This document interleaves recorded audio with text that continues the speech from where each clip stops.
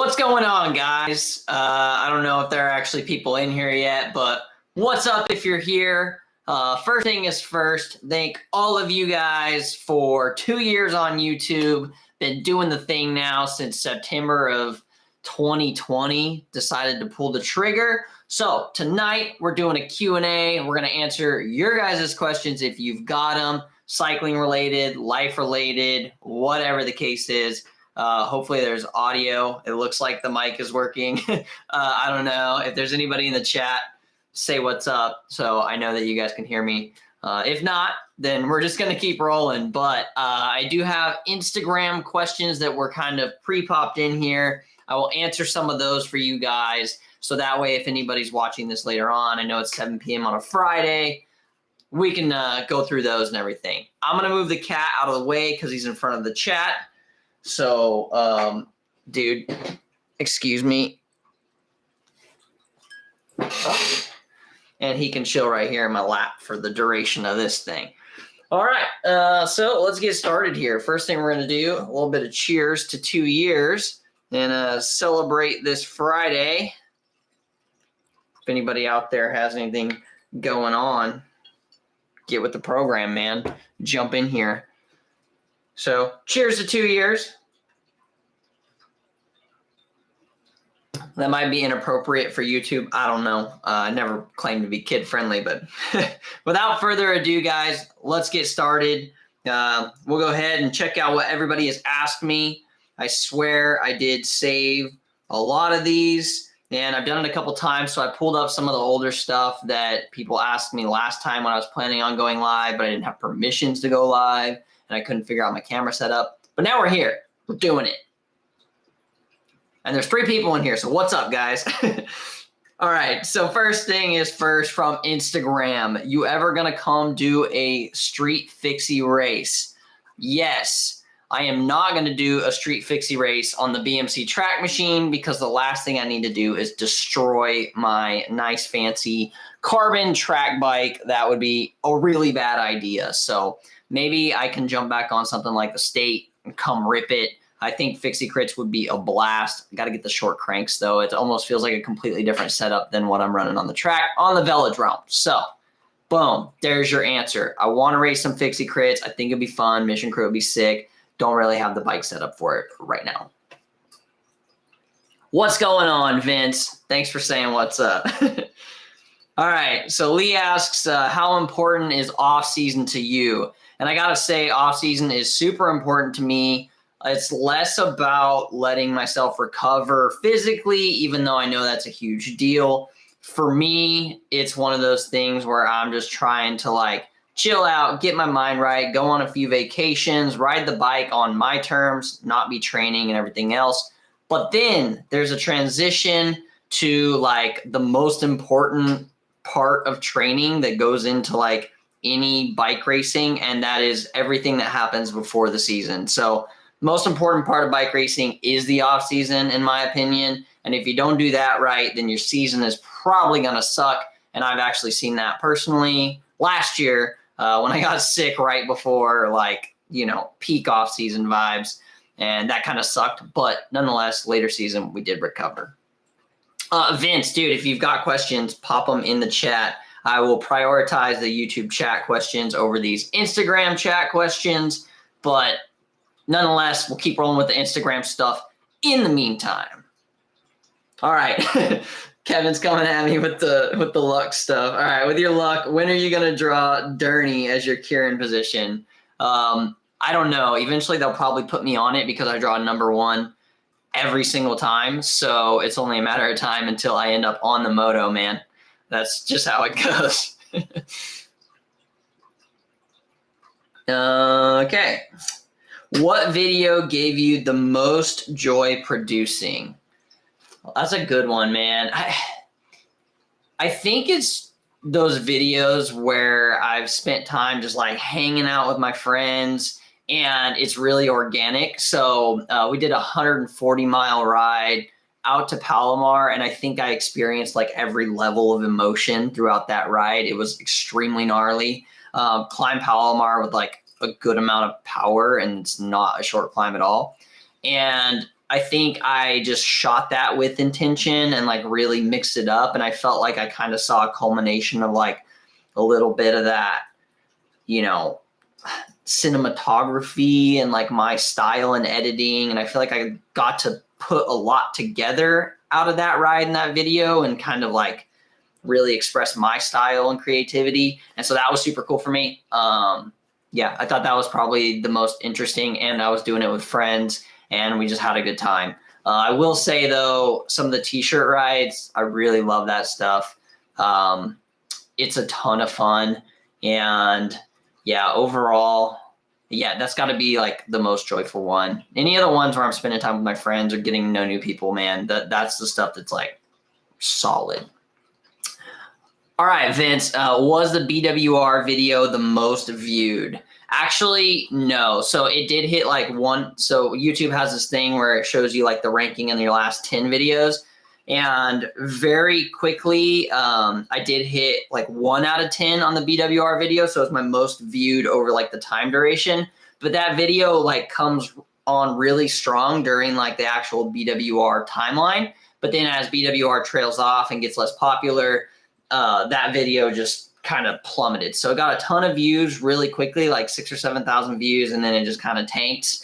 And it gets views when people search BWR, but I've had search-based videos like my Wahoo Element Bolt Setup video has like 35,000 on it. I just did a GoPro video on the Hero 11 that was well-timed. That did almost 7,000, which was more than the BWR video. I think it's at like 7,500 right now. But that was actually a blast to do this year, man. That was a ton of fun. I actually went into that one and was a little more intentional with kind of like what I was going to film and what I was going to do. But yeah, I think both BWR videos have been pretty wild. All right, plans for off season. So I've been in off season. I've done absolutely like no riding for the last, 3 weeks, I guess you would say.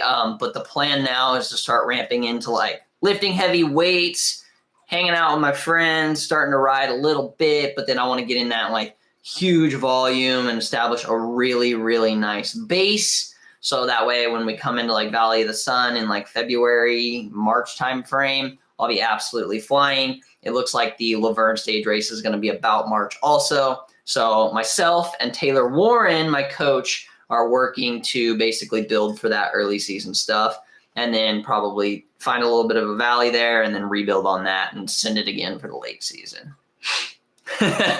What's popping?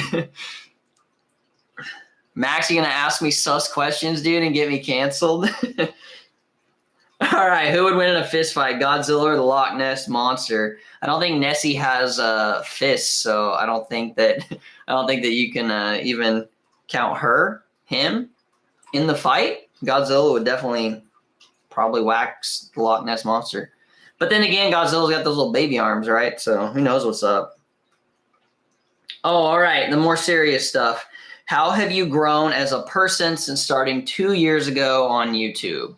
All right, so 2 years ago on YouTube when I started, I would say, dang, that growth really came from like trusting my own creativity and understanding that whatever it is I'm doing does have an audience somewhere out there. It might not be everybody in the world, and that's totally fine.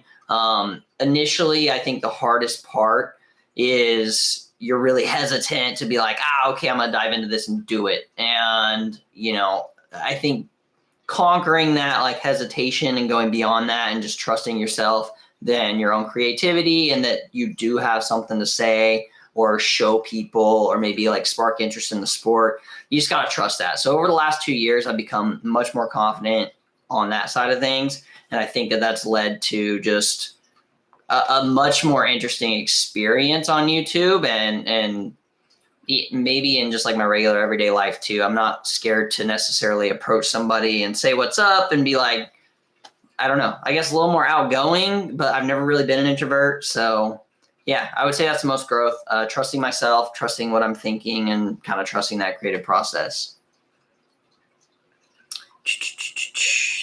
So when am I getting into gravel racing? Bruh, I gotta retire from crit racing first, and then I gotta retire from track racing, and then I can become a gravel privateer. But no lie, the whole team was talking about, becoming just a strictly gravel racing masters team before long. But they got to put in the masters categories for us so we can really send it. We're all 35 plus in just a few years. So except for Colin, he's our resident junior. All right, big milestones for this year, and what am I shooting for next year? I think this year's milestones were more just establishing that base and getting something solid under my belt. Standing on some boxes is always sick. Learning a lot more about racing. Learned a lot on the track, I feel like, even though I'm a Kieran genius already. Totally kidding. But yeah, I think next year I really want to target Valley. I think in the Cat 3s, like I'll do really, really well there. And then, yeah, I just really want to keep learning, I think, and probably get that Cat 2 upgrade. I should be able to get that now if I do a little bit more focusing on points instead of just feeling out how I race and what I'm good at. So I think figuring out what I'm good at is probably a big milestone for next year too. Plans for more flow. Good helmet lettuce. Man, honestly, I'm like almost in the opposite of that. At this point, I kind of want to chop it off and do the short vibe for a little while. But I always go through these phases. I grow it to like as long as possible before I get sick of it. And I'm like, all right, I got to get rid of it, cut it short, and go back to like, I don't know, something kind of clean cut. But it's been getting annoying lately. It's like getting real long. Yeah, kind of obnoxious. So it's sick for now, but I don't know. I probably should shave too. The mustache is getting a little ridiculous. What do you think helped you the most as a cyclist with the YouTube channel? It honestly allowed me opportunity to talk to more people and I think learn a lot more about the cycling industry. It allowed me different resources that I maybe wouldn't have been able to tap into before, to sort of start the team that we started. I reached out to a bunch of different people. Maybe I swung some deals that way.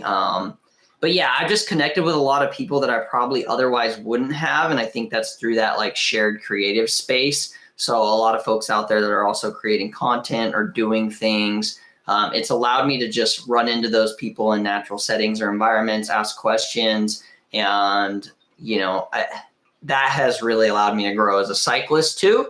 And I think that, aside from equipment, just training and ideas and how to race and everything like that, I've been able to, bounce ideas off a lot of people that I otherwise wouldn't have been able to had it not been for YouTube. All right. Serious question. What's your coffee of choice? Dude, beans in the house at all times since we're cranking vanilla lattes with almond milk. My roommate's been on the oat milk grind and I absolutely hate it. It's harder to pour too. But our coffee of choice is the Virtuoso espresso bean.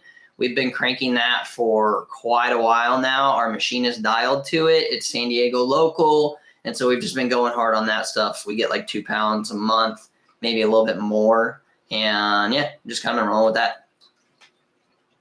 What will be my new team for next season? Dude, we're rolling with the same team, man. Started Deuce Velox. We're sticking with it.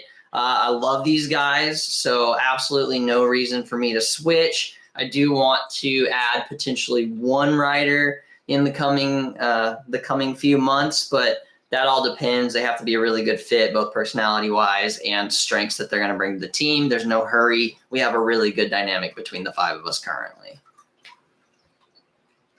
Oh, dude, no, SD, yeah, I'm cranking, I got the whiskey going, but we do want a beer sponsor next year, and then I do love a good beer every now and again, so.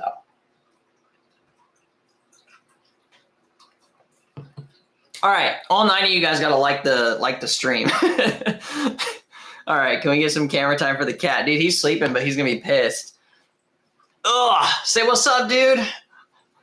I'll give him head pats to make up for waking him up. Now he's probably gonna go back to sleep or jump down. All right, next, oat milk is clearly better. Get out of here.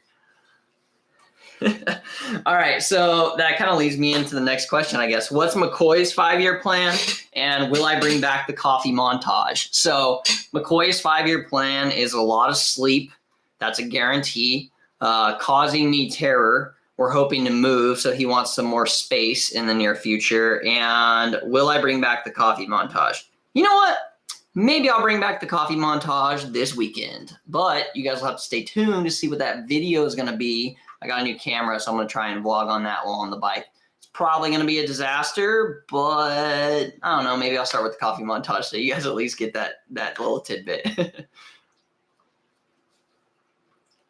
When am I coming back to Seattle? To be honest, Seattle trip is probably going to have to wait until next JB Velodrome Vision Grand Prix. That's probably the only time I think that I'll be able to make it up again. It's I got to strategically plan it because I have other trips that I want to go on, and Seattle's an easy flight, but I want to hit, you know, some other locations that I don't really want to spill the beans on just yet. But yeah, I want to go more Pacific and check out some places out that direction. There's some legendary climbs that I want to tackle. So that's kind of on the agenda before I come back to Seattle. But I would like to come back to Seattle in the summer and really get in a lot of just general riding. So maybe during the Vision Grand Prix next year, I'll schedule like a week or two to come out and actually hit some of the surrounding sick rides, Mount Rainier and all that jazz. What am I wearing to Fixie Formal? Frick around and find out.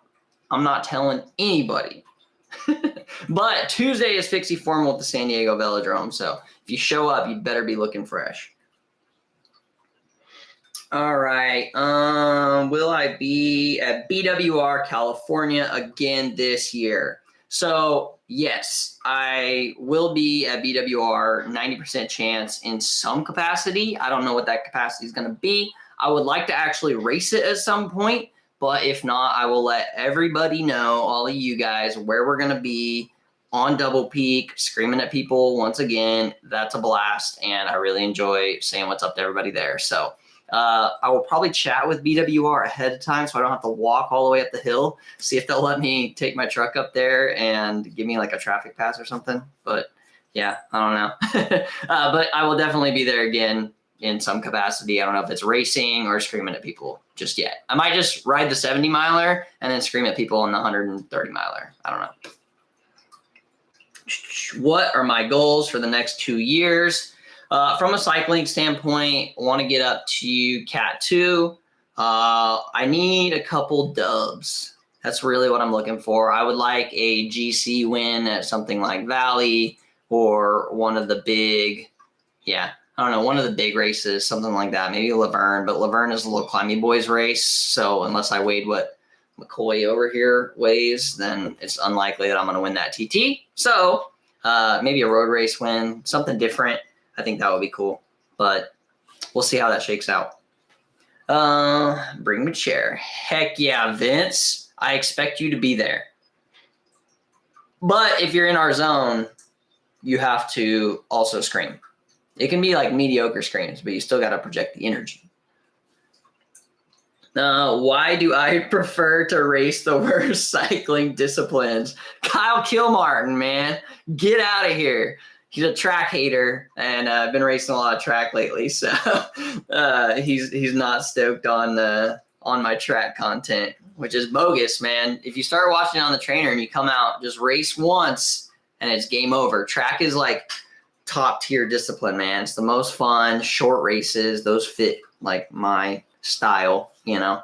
That's the stuff I like. All right. Not a question. The YouTube content is kick-ass. Thank you. I appreciate it, man. It's validation. All right. Tips for beginner velo and good frames to start with and maybe necessary upgrades. All right, so tips for beginning. If you're talking about racing, just, you know, there's no better tip than just doing it. Get kind of as many race days as you can under your belt. That's how you learn quickly. A lot of people that I talk to are like, oh, I just don't race yet because I'm not trained up enough. And it's like, dude, you're never going to be trained up enough.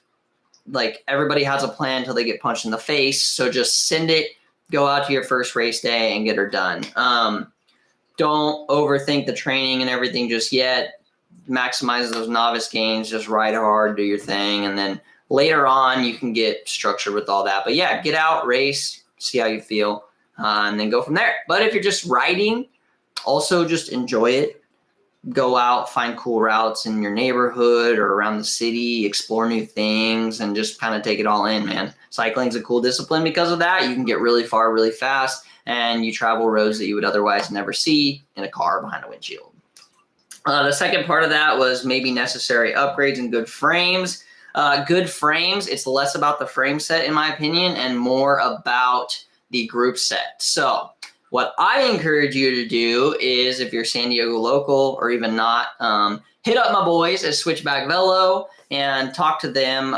They probably have really good advice on this. I personally recommend any bike frame. Doesn't have to be carbon. It can be aluminum at first, but make sure you go with like 105 or better components. Anything less than that, like Shimano Tiagra or Claris or whatever, I just heard that it has a lot of problems, but I'm not really a bike mechanic. I started on 105. I was super happy with that. Obviously, I got the upgrade bug and kept going and going for electronic shifting, and that has been like the best decision ever. But overall, I would say, yeah, just start with something cheap, maybe buy used, chase down 105. If not, hit up my boys at Switchback Velo. They will help you find the right thing for you.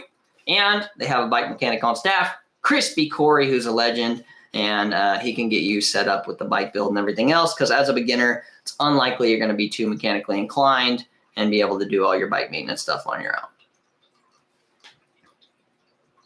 All right. Are you single? Anonymous. Yes. All right. Best cheap upgrade that'll change my life. I am a student. All right. Best relatively cheap upgrade that'll change your life. If you're going to spend your money anywhere on the bike, just spend your money on a bike fit right off the bat. That'll change everything. It'll change your power output. It'll change how aero you are, all the stuff. So hopefully that's valuable information. You can buy all the aero wheels and all the crap equipment you want in the world, but the most beneficial thing you can do is get a proper race-esque bike fit and, yeah, learn how to get aero and train. Behind that, my argument on the equipment front would be a power meter, so that way you can train with structure. Or a trainer, whichever. You know, if it's dark time in the winter, trainer works. I'm not answering that one, Cam. Let me just say huge. Massive, if you will. All right, that covers most of those. Let's check out. What would I do differently as a beginner racer in Cat 4.5? Crash less. That would be a good idea. No, in all seriousness, as a Cat 4.5, try and maybe win in different ways. I kind of got, you know, I was pretty strong for like Cat 4 fields, so I would just attack a ton. Maybe try and learn patience a little bit earlier on and sit in the pack and figure out how things flow, learn how to ride efficiently at the front. Other than that, though, Cat 4.5, yeah, it's just a rite of passage. You just got to navigate that however you best see fit, but you learn a lot. So just pay attention to the people around you that are more experienced in that field early on. And yeah, look for those telltale signs and slowing or weird pace changes and things like that in the peloton that might lead to a crash, and recognize what that looks like. And once you start to realize that, you can position yourself better in the group. And I think that's probably the most valuable thing you can do as a Cat 4.5, because then once you learn how to position yourself better in the group, that naturally comes with racing more forward and also being in a better position to win the race at the end of the race. So hopefully that answers the question. All right, how to improve your overall bike handling skills. Any drills you suggest? Race the track, man. The track is super close quarters. You will bump people. You will elbow each other. You will hit each other. And your option is not to hit the brakes and eject. You have to keep pedaling. So you have to figure out where you're going to go, how you're going to react to that. You have to learn to not overreact to things. So racing the track is really good. Do bumping drills with your friends in the grass. And then, you know, I come from a dirt biking background and learned a lot of bike handling there. So maybe ride your bike in some dirt, understand how the bike behaves when you don't have all that traction and everything underneath you. And then, you know, rail some corners at really high speeds, figure out how to hit the apex correctly and understand lines. That's a really big one, is just cornering drills. Know where your limit's at and how far you can lean the bike over before you can start pedaling again and when you're going to clip. Finding that limit in the middle of a race is not ideal. You want to find that limit before the middle of a race so that you know when to pick up your foot in the apex. What got me started into cycling, and did I do other sports before? So cycling was kind of an interesting one for me. Initially, I was powerlifting a ton. So initially I've played all sports across my life growing up. And then eventually I fell into swimming. That's kind of a long story how I got started there. But nonetheless, my last 3 years of high school were swimming. And I was super competitive at that level in swimming. And kind of wanted to keep going with that in college, but got to the point where it was between a good engineering program and continuing to swim. So chose a good engineering program, and that's been great for my career. But nonetheless, I kind of stopped swimming in college and only was powerlifting. I've always been super dedicated to some sort of athletics or being in the gym at all times, like 6 days a week. I just can't live without that stuff for my own sanity. So cycling specifically, I had been, you know, lifting for years, and then I was realizing that my cardio just wasn't up to par, and I would like to live a long life, and basically wanted to tune the engine, which would be my heart. And so I decided that cycling was probably a good idea for some cardio, and at the very least, it would be a good excuse to ride to breweries on the weekend and have a couple beers and then head back. I was living in Ventura at the time, great weather, great place for cycling. So yeah, I just felt like I needed some cardio. So I started riding, and then my competitive nature took over, and I was like, I'm going to mess some people up in crits. These are sick. And so then I started racing in 2020, got one race, and then the pandemic hit. And so yeah, now I have like 2 seasons under my belt, started the YouTube channel, and here we are. Where those swimmer delts and lats? Man, they used to live here. My wingspan is like 6'3", but yeah, no, the lats used to be cool too. I could like do this one where you like swing your arm and your tricep hits your lat. That was dope. It made a funny sound, you know, the popping sound. I could do that on both arms too. Man, I miss those days. I should probably lift some upper back to get back there. What are some pointers I wish I had when I started training for races? Don't do junk miles, man. Just, you know, take advantage of that time you have to ride intentionally. And then on the weekends, if you want to throw some junk miles in there, cool. But like if you have 8 hours during the week and you want to race on a really limited schedule, just make sure that those hours are very structured. Yeah, that's the biggest thing I can say. And then some other pointers I wish I had, you know, yeah, training. I mean, it's helped me a ton getting a coach, but if you're not at that level yet and you've still got some time before maybe you get to like taking this seriously and taking racing seriously, yeah, I would just chill out for a little bit. You know, do some research on the internet, figure out what kind of intervals you're trying to chase. But then, yeah, if you're looking for a coach, maybe step into that and train with power, you know. And then also a big thing is if you're not feeling it that day, man, shut it down. Like there's no reason to like damage your body further. And sometimes your body tells you best when you need a little bit of recovery. What do I use for chain lube? I think I have it right here. All right, chain lube. Using the T9 stuff. I don't know if it's the best, but other than that, this is just on the road bike, by the way. On my TT bike and on my track bike, both my chains are waxed, and I just made my own like Teflon paraffin wax mix, and I've had that on there. Maybe it's blasted by Drivetrain. I don't think so, but it's probably about time for a re-wax. So yeah, on those 2 bikes, since I don't put tons of mileage on them, I use wax. And then on the road bike, I use the T9 stuff. And this came recommended to me by the VeloFix folks. So I just kind of rolled with this. Maybe it's not the best, but I've used other stuff that was super greasy and I didn't like it, so I switched to this. Is there a plan to get into coaching and writing plans later on? You know, I'm not the guy right now. You know, I would maybe want to understand a little bit more kind of the phases of things and everything else. Yeah, I could see that as an option in the long run, but I would really need to understand way more about how the body works and how it adapts to endurance athletics before I just sent it on coaching and stuff like that. So, you know, everybody's body is different too. So kind of figuring that out and understanding what people respond to would be hard. So as of now, no plans in my head to do something like that, but you never know how the future shakes out. So yeah, maybe, I don't know. Is there a plan to get into coaching? So how long did it take me to fully recover from COVID? That was months, man. So yeah, initially that like initial time frame that I took off the bike was about a month in all. And that was the first go around. The second go around was super mellow. It was like 5 days and boom, I was back on the bike. And then I got a nasty cold and that was way worse than COVID personally.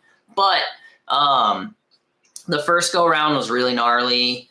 It took me a full month off the bike. And then when I got back on the bike, the respiratory was just not there. And I actually put myself in like super anaerobic position sometimes. And then sprints, I actually got to the point where the oxygen starvation in my brain was so bad that I felt like I was just dizzy. So that took every bit of probably 2 to 3 months to get back to probably 90%.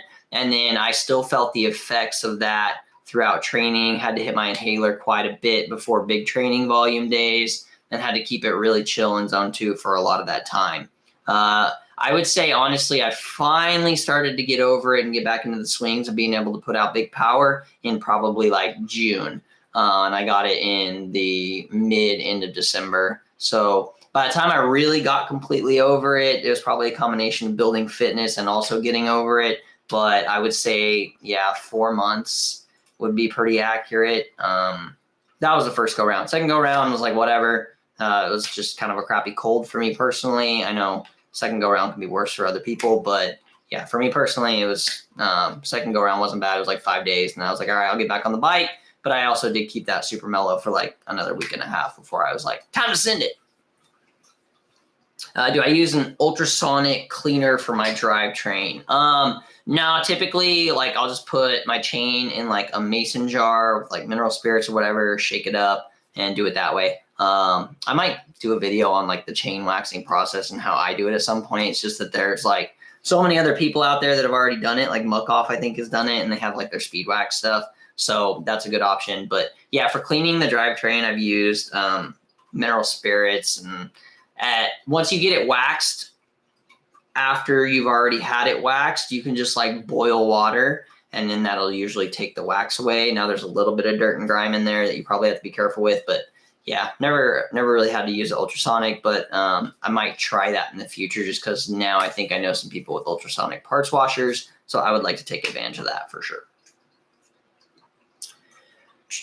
All right, back to IG questions, unless y'all got anything else in there. Is this live? It is live. What's up? I could have just done that though, you know, on the recording. Maybe I'm actually just, I knew what you guys were going to ask, so I'm just pre-answering everything, and this is just a screen recording. It's actually a green screen. I'm not even here right now. Best $100 you spent. Oh, okay. You're talking about for the ultrasonic parts washer then. All right. Well, I need a garage first. As soon as I have a garage, maybe I'll stop clogging up my counter with a crock pot full of wax, and then we could go from there. But I'm down for it. That's actually a good idea, especially for my cassette, because I'm terrible at cleaning those parts of my bike. And I know my drivetrain life is suffering for it. So how do you balance a full-time job and training? It's terrible. I don't recommend it at all. Social life suffers because of it. No, in all seriousness, yeah, full-time job and training is really interesting. Like I said before, you have to be intentional with your mileage. During the summer, it's very easy because we have light until 8 p.m. So I usually am in the office by around 7. I finish up around 4:30 or 5. And then right at 5 o'clock, usually I'm trying to get on the bike. And then I'll get 2.5 hours in. That's plenty of time to do any intervals. On a typical Thursday night where I do race simulation down here at Fiesta Island World Championships, I usually blast 55, 60 miles, 2.5, 3 hours. But then I come home and I have to eat. So I'm up until at least 9. And then if I'm working on a YouTube video and trying to be creative in the same, same time frame, anything during the week, I have some days that are editing late night. So yeah, I mean, sacrifice a lot of sleep, honestly. I'll be up till 2 a.m. Cranking out a video or something, and then up at 5:30, 6 in the morning, 6:30 if I can sleep in, and then head to the office and do the workday thing. But definitely not easy. Consumes a lot of my time on both ends, and then adding YouTube to it. That's why it's so huge that you guys, are supportive and have actually enjoyed some of the stuff I put out, because otherwise it's like, well, why the hell am I doing all this stuff with all of the other obligations and responsibilities that I do have? But I'm not in the position where I have a family and kids and all these other things to worry about just yet. So at this time in my life, feels like a good time to be able to sort of balance taking bike racing seriously, training, and the YouTube channel. And so hopefully we can continue to just kind of build this platform out and, build that audience, and I can still be creative, and then maybe I can back off of it a little bit to just go create the really big things and travel and do more of the film bike side of things. But racing's not going away anytime soon. I still have a lot of goals on that front as well. As soon as you have a baby, mileage is dead. You could just be Kevin Festini, man. Like he says, 4 a.m. rides. That man is still a monster. But I will be fair, Kevin. We haven't seen you at many races lately, my dude. So next season, you better get out there. I'm trying to give you the smoke in the Cat 1-2. So how many hours on the bike per week on season versus off season? Funny enough, I feel like off season hours are actually a little bit higher. It's kind of stagnant or flat. Off season hours, you're getting more volume in. So you might have bigger 5-hour rides on Saturday and Sunday, which leads to maybe 15 hours off season when you're building that base. And then I've seen personally probably closer to 10 to 12 hours during the season, and it just depends on how much I'm racing. If I'm racing a lot, the hours drop a little bit because that's just too much intensity for such a short period of time. So it kind of ebbs and flows. More hours when I'm not racing a lot, less hours when I'm racing a lot to keep the intensity in check.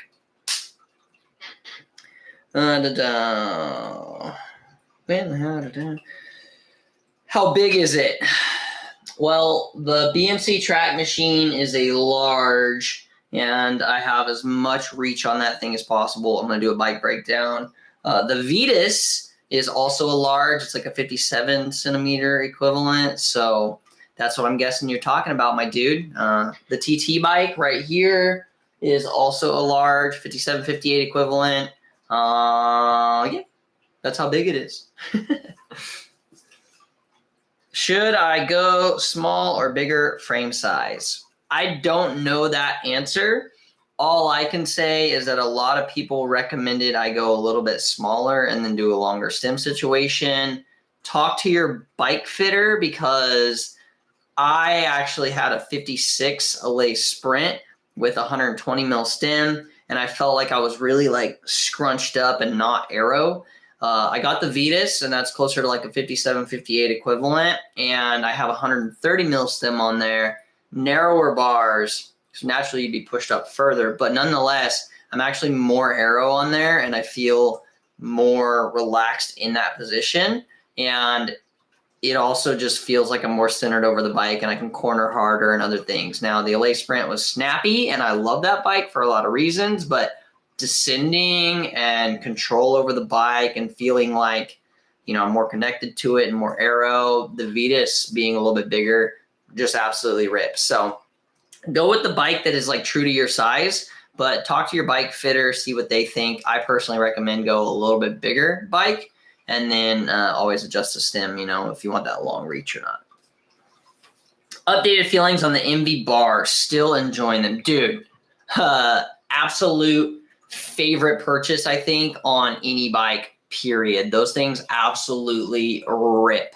The only gripe I have is that I didn't go narrower. So instead of the 42s, I would have gone with the 40s, because I do feel like once you get used to how narrow they are, you're like, dang, I could go skinnier and skinnier and just get even more aero. So that's kind of where I've been at with the MVs. Dude, I love them. They're like the perfect flare. Having that like larger flare at the bottom, but really skinny tops is really nice. The profile and the reach on them is great. I finally have a really good stem setup also attached to them. The fact that they're not like proprietary weird crap is really good, because I can put them on any bike. So yeah, I absolutely love them. They kill it. Zip SL70s and 38 with the MV Aero stem, and thinking about matching the set. So I had the Zip SL70s also. Mine weren't 38s. They were 42s, so they were just massive. Probably gravel bars, honestly. But I mean, if you're gonna crank an upgrade, I highly recommend the MVs, man. They're legit. Yeah, they're sick. All right. Overtraining. So funny enough, in 2020, I felt like I might have accidentally overtrained a little bit. Signs and symptoms for me, depressed heart rate. Like I couldn't get my heart rate up to respond to intervals anymore. But that was because I was Zwift racing like 7 times a week. What I will notice, and maybe this is part of why I got sick so many times in 2021, was maybe some overtraining. But nonetheless, if you give your body ample time to recover and you're not out doing stupid crap on the weekends, then you're probably going to be fine. And it's very unlikely that you even have enough time to overtrain. That's my personal opinion. It's not scientific at all. Do not quote me. I'm a dude on the internet. Consult your physician or your, I don't know, your coach or somebody. All right. What else we got on here? I think I got a couple other. Talked about McCoy's 5-year plan. All right, what else you guys got? There's 9 of you left in here. I'll answer a couple more questions. Maybe do 3 more minutes on here. Be a 45-minute stream for the first stream. Is that a good amount? I don't know how long these streams are supposed to be. But yeah, future videos coming. I have planned. Gonna heat treat the Bonts. Sneak peek on that one coming soon. They're actually pretty sick. They fit really well. So I'm gonna get those dialed in, get my cleats and everything swapped over. And then other items, got to do a bike breakdown on the Vetus. I haven't done that yet. That's my bike for 2023. And then I also need to break down the BMC track machine. So got those coming down the pipeline. Going to be doing a lot more vlogging. And then, like I said, I have some missions in mind. Maybe some travel in November during this off season to get in some volume, do some cool exploring of some really cool areas, get the drone out there, get you guys some cool cinematic stuff. So we'll see how that shakes out. Am I going to live stream crits next year? So I want to live stream crits next year. The only tough part about live streaming crits is that I don't know what, like I might try it on like a burner crit, maybe like a CBR1 or something, and just live stream like the 2-3 only and then record the pro race normal. My only worry is that something will happen and like I'll botch the footage, or it won't be like, it won't patch in properly. Plus it's like kind of low quality sometimes. Like I've seen some of Tyler's streams, a vegan cyclist, and you know, Corey Williams streams, and like I haven't been super impressed with the quality that's like getting spit out. So you have to be in like a good city center area to like really get good connection. But yeah, now I can live stream on mobile. We hit the 1,000 sub mark, so that's when I was allowed to do that. And yeah, so I plan on it, but like I said, I'll have to do it in like a burner crit that I don't really care about. That's probably not that interesting, which also sucks because, you know, ideally you'd live stream the most interesting stuff. So we'll see how it goes. It might not be the answer to a lot of races, but it might be worth doing once or twice. Would you rather win solo or out sprint the bunch at the line? Dude, I think a solo win would be, so out sprinting the bunch at the line would be cool and it would be sick for like the photos, but I think that the feeling that you would get from a solo win would be like way different. So I think I would rather win solo. That'd be sick. Also, I think power wise, that's way more likely than like sneaking away from the bunch by myself and then just accidentally letting me go is way more likely than me winning a sprint. So,